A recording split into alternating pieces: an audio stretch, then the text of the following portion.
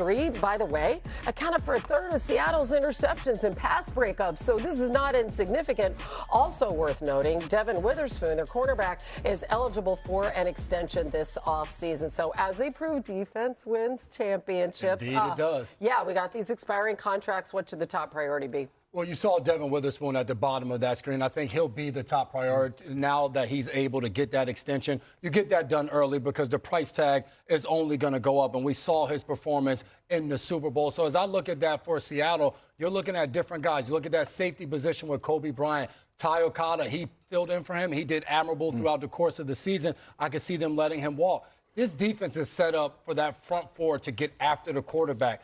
How much are you willing to pay your corners, Reek Woolen and Josh Jobe, on the outside? Are you willing to roll the dice and maybe sign another veteran or look to the draft? Hey, the one thing that's beautiful as we look at that ceremony where they're going out there in the parade, when you win, everybody wins and guys get paid because other teams throughout the course of the league are going to look at those guys that were on that screen and say, you know what, we want a talented player that has Super Bowl experience and we're going to want to bring them into our program and let them lead. So they're going to have to let some of those guys walk and believe in what John Schneider has done and some of the other guys that he's drafted. Yeah, the Seahawks' actions are going to tell you, who they prioritize as the building blocks. Devin Witherspoon, a high pick who's played like one, he should get an extension. And it should be a big one. Yeah. Seattle has a ton of cap space. I think fourth or fifth most in the entire league, the way they've managed their roster, the way they've managed their cap. So they're going to be able to make the choices they want to make.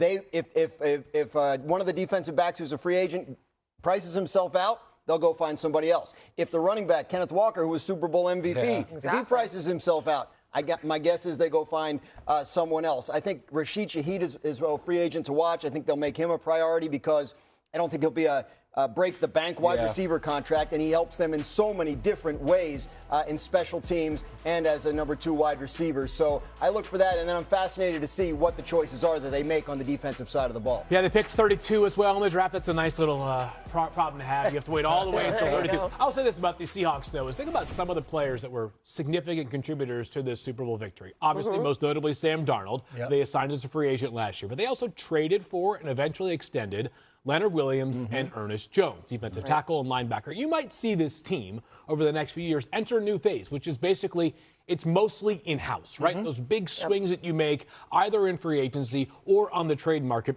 are a lot fewer and further between once you have reached this level of success and team building, because every dollar you spend means one less dollar to pay somebody else. Let's assume that Jackson Smith-Njigba and Devin Witherspoon both get new contracts this offseason. That's all great and well and good.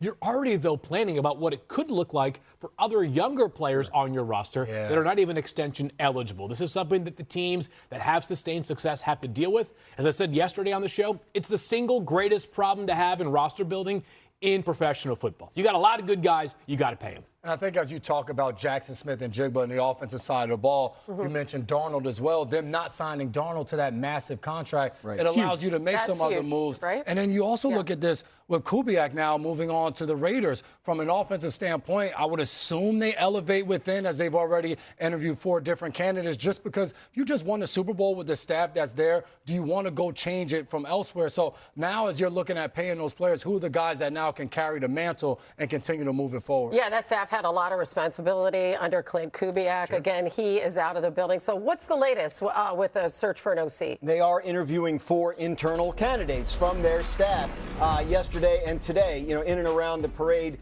festivities. Mike McDonald has said that he would prefer continuity. Here are the names. Now, look, some of these guys, 1 or 2 of them, may be candidates to go with Clint Kubiak to the Raiders. But if not, I think, they're all good candidates for offensive coordinator there, as Mike McDonald wants to keep things moving the way they have been, and you can understand why. They just won the Super Bowl. They have to do a search. They have to interview external candidates, but don't be surprised if it ends up back at one of these guys. Talk about Sam Darnold's contract. He has a $15 million roster bonus that becomes fully guaranteed tomorrow. I don't think the Seahawks are going to have any problem picking that up and paying him a total of $27.5 million this year, after he made about $40 million with signing bonus, incentives, etc. in the first year of the deal. Some speculation as to whether Darnold might get an extension. I feel like that would go against a lot of what Seattle stands for. We'll see what they do. And then the Giants adding former Titans head coach Brian Callahan to John Harbaugh's coaching staff as the pass game coordinator. joining Matt Nagy, another former head coach who was hired as offensive coordinator. A couple former offensive coordinators on that staff as well, and Greg Roman and Tim Kelly. John Harbaugh loading up his coaching staff with NFL coaching experience. Yeah, Mike Bloomgren, right? A former college head coach. So, yeah, a lot of voices, a lot of cooks in that kitchen. And as we saw, Jackson Dart had a very solid season as a rookie, despite not starting a game until week 4. Over that span, he led all quarterbacks in rushing yards, top 2 in rushing touchdowns, even though actually he missed 2 additional games at that point.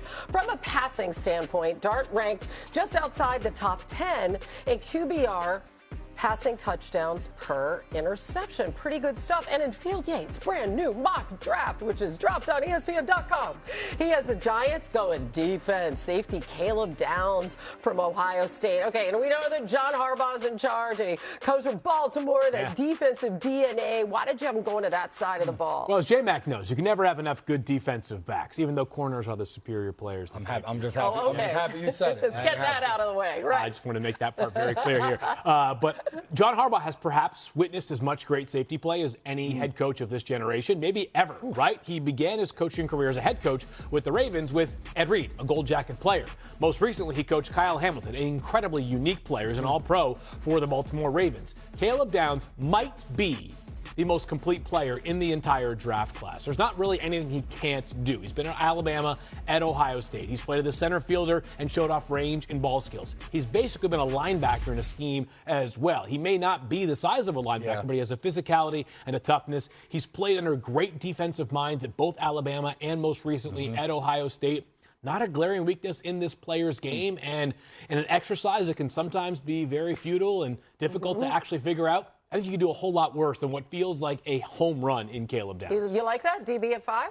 I do. What I like about Caleb Downs is what you just said, versatility. And when you talk about John Harbaugh and you talk about safety play, I know you love Kyle Hamilton. Yes. He's a guy that came in as a safety, and you assumed he was going to be a middle-of-the-field player or rangy player. And then next thing you know, he's down at the line of scrimmage, and he allows other people to do other things within that defense. So I think for the Giants, you just signed Javon Holland a year ago to a massive deal. You drafted Tyler Newbin, who's there, more of a strong safety type of player. How can you move those guys around to help complement a guy like Caleb Downs? I think that's the big thing with that, getting guys out of versatile pieces. And then on top of that, what they have up front. Like, you have guys that can get after the quarterback.